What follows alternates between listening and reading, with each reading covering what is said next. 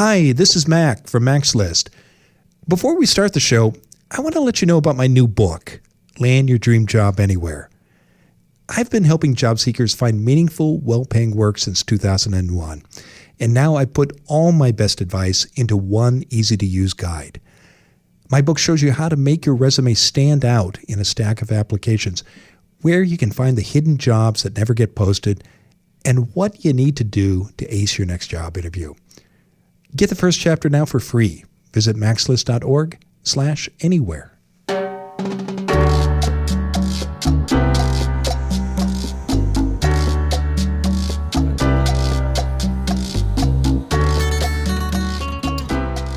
This is Find Your Dream Job, the podcast that helps you get hired, have the career you want, and make a difference in life. I'm Mac Pritchard, founder and publisher of Mac's List. On today's bonus episode, we're sharing exclusive content from Land Your Dream Job Anywhere. For 15 years at Mac's List, we've helped people find meaningful, well-paying work in Portland, Oregon, one of the country's most competitive job markets. Now we've put all of our best job hunting advice in one new book that can help you no matter where you live. Land Your Dream Job Anywhere also includes tips from many of the national career experts who have appeared on our podcast.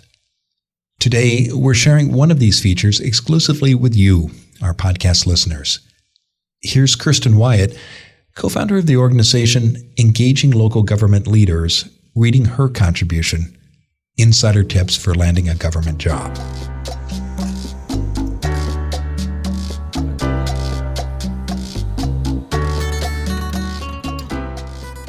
Insider Tips for Landing a Government Job. A career in the public sector can be incredibly rewarding, and there's no better way to serve the needs of others, your community, and your nation than a job with government. Unfortunately, government hiring processes, from the local level all the way up to the federal government, are often complicated and outright byzantine. All this makes it very difficult for job seekers to get a foothold in the public sector. I've spent most of my career in public service and been involved in many hiring committees. Here's my advice for anyone looking to get a job in government. First, understand the form of government where you're applying. Every government entity has its own process, standards, requirements, and hierarchies. You need to make sure you're following the right process within each institution. For example, don't approach your mayor for a job. In most cases, elected officials have little influence over the hiring process. Instead, get to know the city manager and other professional staff who run day-to-day operations.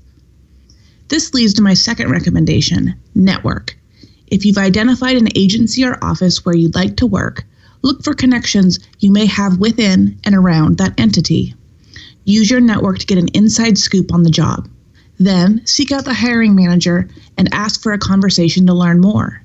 In my experience, most government workers, at least at the local level, are open to these conversations. That being said, no amount of networking will allow you to skip the formal application review and vetting process. To succeed, you still need to respect the established process. Government hiring processes have become more sophisticated, and they've started using tools like NeoGov, a standardized application aggregator. That means it's becoming more likely that you'll see an application screening process that looks for keywords from the job description. Make sure that you're tailoring your skills and abilities to the job requirements and the terminology used in the job description. I also encourage you to join the Engaging Local Government Leaders Network. We're an affordable local government professional association that will allow you to build your network, learn about topics in local government, and continue your professional education.